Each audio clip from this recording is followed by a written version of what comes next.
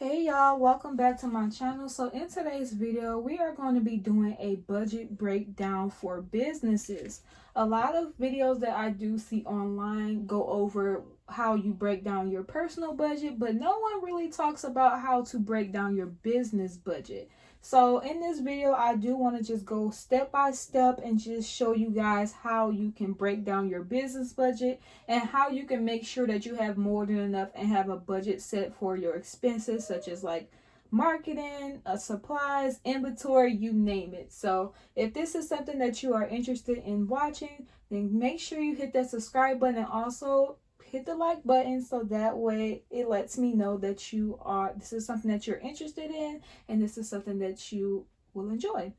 So first thing first, before we even get into this, y'all, I just want to go over just a few things as far as like percentages and what you should be basing your business off of.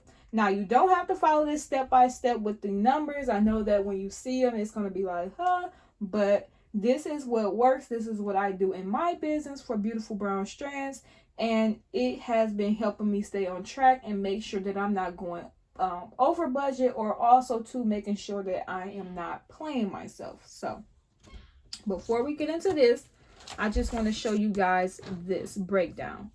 So with your business expenses, if you have not known, all of the money that you make in your business is not 100% yours.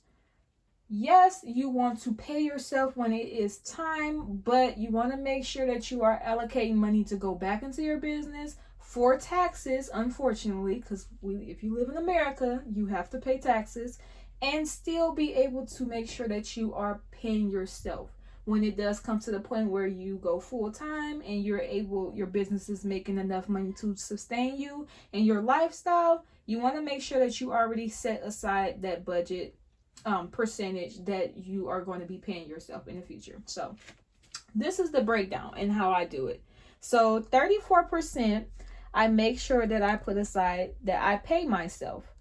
And we're going to get into this a little bit later too, of when you should be paying yourself, but this is just the numbers of what I go through. 34% should be going to paying yourself.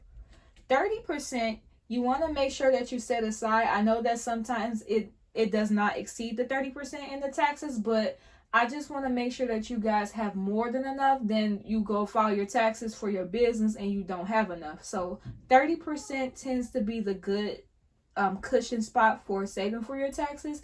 And even if, like I said, even if your tax bill when you do get it is not as much as you thought it was, put that money to the side for the next time, because you're going to have to continue to pay taxes as long as you're in business. So 36% will go back into your business. This is going to be your overhead. It's going to be your inventory, your marketing, things like that. Anything that you spend on your business, 36% is going to go back into your business.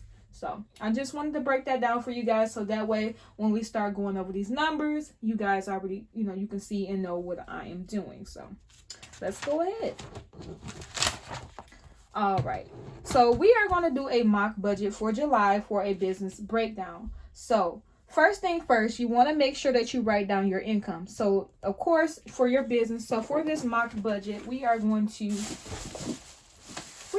say, for instance, we have made $5,146.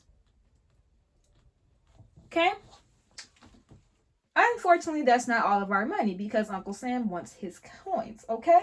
So before I even go into, putting it back into the business, all of that jazz, I make sure that I take this out of my account off top, so that way I already have allocated this money and I'm not overspending, or I just like to take it out beforehand. So for taxes, we said we're going to take out 30%. So we're going to put in 5,146. Anytime that you're dealing with any percentages, you want to times it. And then we're going to put in 30% equals. That's how much money we got to pay Uncle Sam from this $5,146. Y'all, yeah, running a business is ghetto, but like I said, I'd rather break this video down than you to be thinking that all of the money that you are making is yours. and be looking crazy when it's time to pay, pay your dues. All right. So now we need to figure out how much do we have remaining from this income that we got from our business. So we're going to just minus this from 5146. Remaining, we have $3,602.20. All right. Okay, so let's get into paying yourself in your business. Okay, earlier I said, yes, you need to be paying yourself at least 34% in your business when your business starts making money. And, you're in a position where you're working full time and your business is making enough money. So that way you can pay yourself. 34% of this amount, which is, we're going to subtract it from the entire amount because this taxes, it's already percented for. It's 30%. So now we need to figure out what is 34% from the 5146. So we're going to do 5146 times, because anytime you're doing percentages and calculating, you want to times it. And then we're going to do 34% equals. That is what you're going to be paying yourself. So let me go ahead and write that down here. 34%. Our pay is going to be $1,749.64. Now, when you are paying yourself in your business, you want to make sure that this is an entirely separate account. You want to make sure that your business account and your personal account are two separate accounts. Do not mix the two, especially when it comes around when you're paying taxes.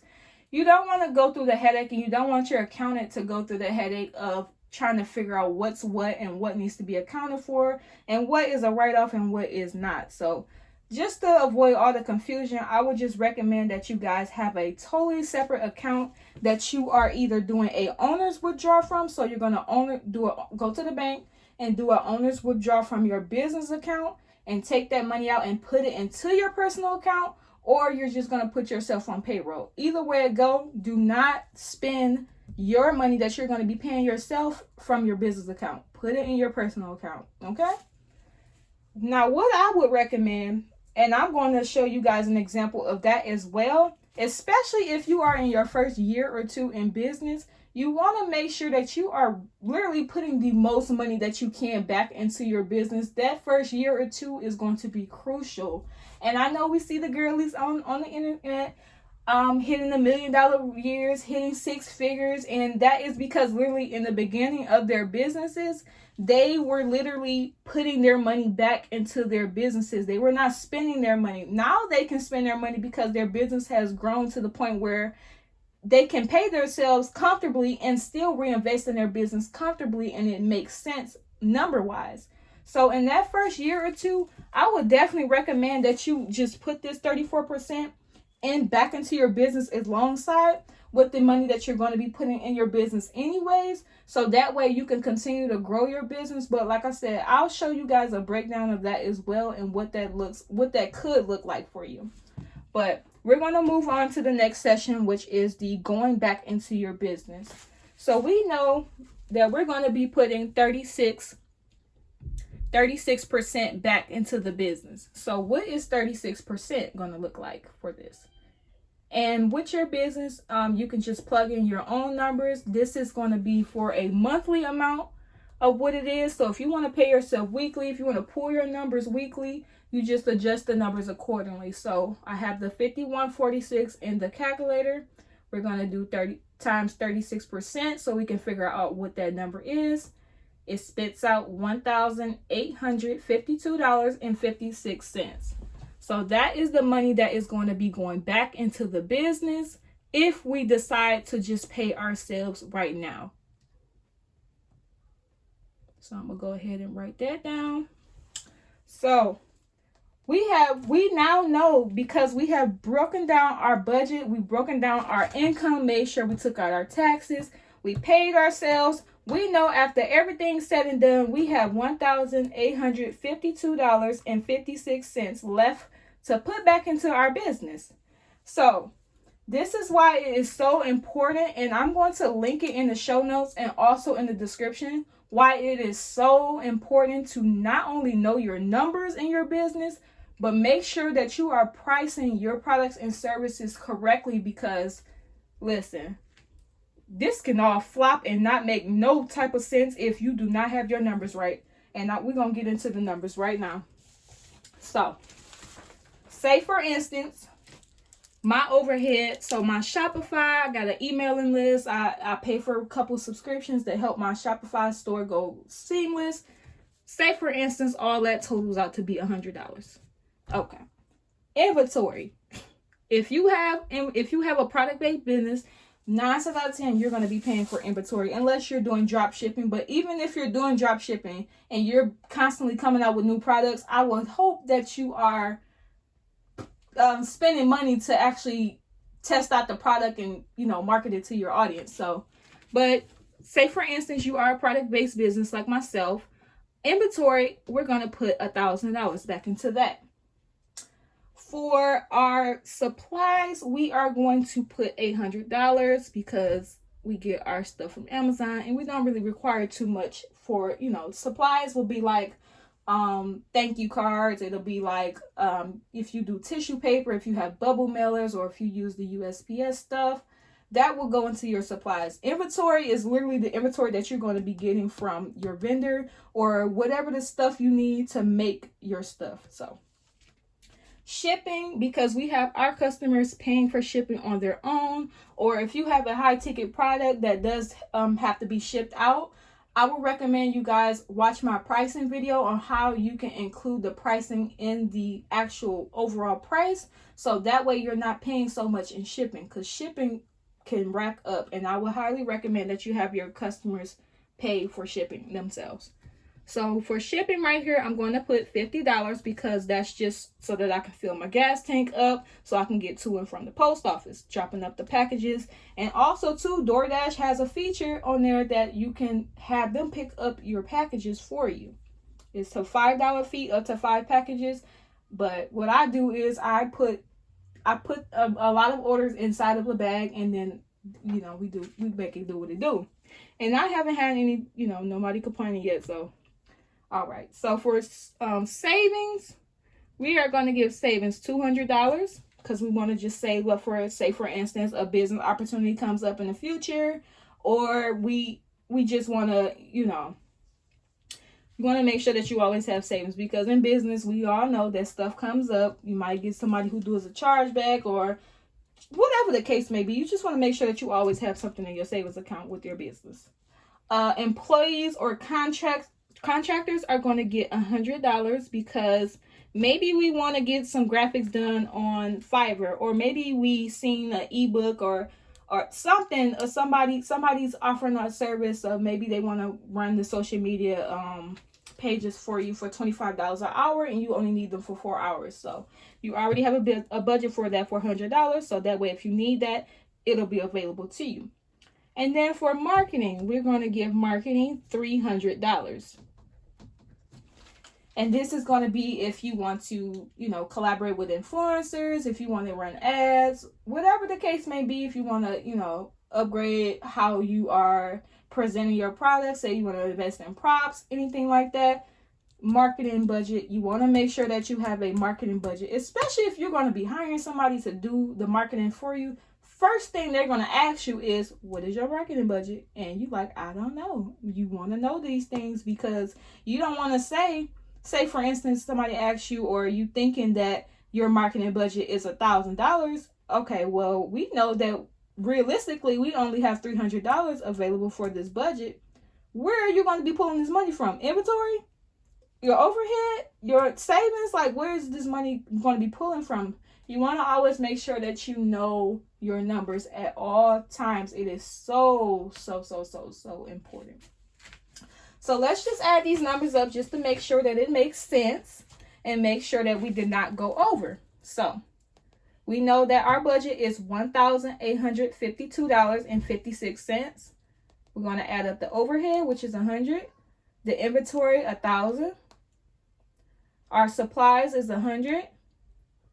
Our shipping, $50. Our savings is $200.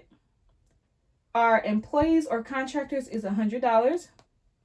And for our marketing is going to be $300. And that gives us $1,850. So we're actually good. We still have $2.56. I'm sorry.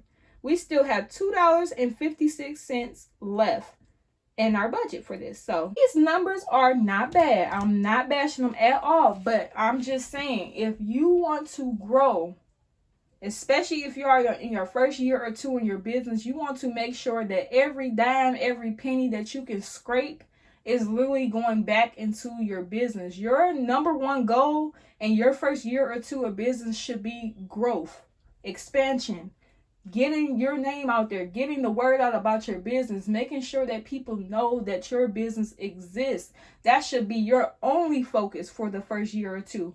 So I'm just going to show you guys what this will look like if you did not pay yourself in your business. That money plus the money that is already going to go back into your business, into it, and just see how these numbers fluctuate. So whether or not we're paying ourselves or not, we're taking off for taxes. So this still leaves us with a remaining of $3,602.20.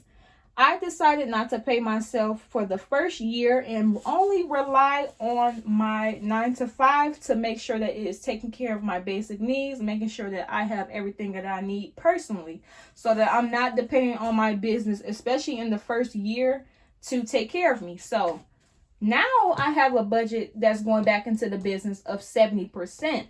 That 70% is just this remaining balance, which is $3,602.20.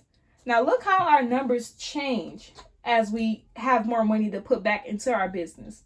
Overhead is still going to stay the same because we're not increasing our overhead. We're not getting extra subscriptions and things that we just don't need. We're sticking to the basic things that we need so that way we can grow. Inventory, I'm able to put a whole extra $1,000 into inventory because I decided to hold off on paying myself for at least a year. So not only with the inventory, I'm able to get more. That means that I'm able to sell more, make more, and grow more. Supplies, I'll up that up a little bit just by $150, just because if I'm going to have more inventory, that means I need more supplies. Shipping is going to be the same because I'm still going to be, gassing my car up to go to the post office and having my customers pay for my shipping. Well, their shipping. Savings, I bumped that up a little bit. $52.20. We didn't bump it up too much, but that's okay because some cushion is better than no cushion, and that's all that matters. And employees or contractors, we bumped that up $50 because, say for instance, we need an extra graphic, or we want to pay our social media manager for a few more hours. Now we have an extra $50 that way we can put into that, so that way we can get the extra help that we need as we grow. Marketing. We now have an $800 marketing budget. You can hire influencers for this marketing budget. You can run ads at a higher scale for this. Or you can just put this back if you really want to just rely on organic marketing on social media. You can put this $800 into inventory. You can put this $800 into your savings. It's so many things that you can do. Like if you just wait and wait to pay yourself for at least a year or two and put that money, as much as money as you can, into your business, it is definitely possible. And I wanted to come on here and make this video for the business budget breakdown because, like I said, I do not see anyone doing this. I don't see anyone breaking it down. Everyone says put it back into your business, pay yourself, but no one breaks it down what it looks like and what it actually means to break your numbers down, what goes into it, how much do I pay myself, what am I supposed to be paying for my business, what can hold off. This is going to be just your basic blueprint of what it is that you're supposed to be doing. And like I said, you don't have to follow this at all. This is just my numbers. This is what I came up with, and this is what has been helping me thus far in business. And yeah, so if you have stuck to the end and you have enjoyed this video, Leave me down a comment down below of what other breakdowns you want me to do in business, and I will surely make a video on that. I want to thank you guys so much for watching, and I will see you all in the next one.